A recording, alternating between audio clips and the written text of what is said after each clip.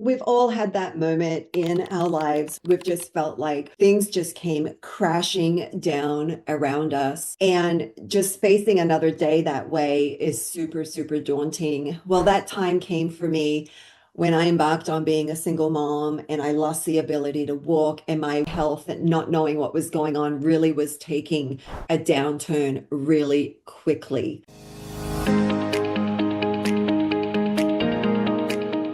And at that time, I was super, super, super self-reliant. I mean, if it was up to me, it was going to be. I had all the classic symptoms of self-reliance.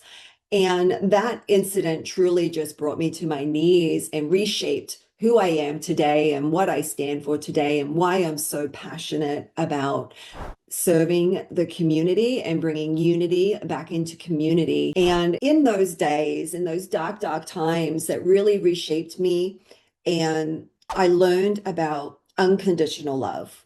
I learned that I could not repay the people that came alongside of me in those days and paid my electric bill to keep the lights on, who brought my children Christmas presents because I had no money for it, who drove me to appointments because I couldn't drive. And it was in those moments that shaped me very deeply that unconditional love was shared in service. It was shared without any expectation of anything that I could do for any of these people. It really touched me on such an innate core level that this is what's really behind Lewis Loves. It's not just a message. It's not just a name that just came out of nowhere. It is a movement. It's a movement and showing that there can be unity in community. In fact, unity in community is about us all coming together as a unified whole, serving each other because we are better together.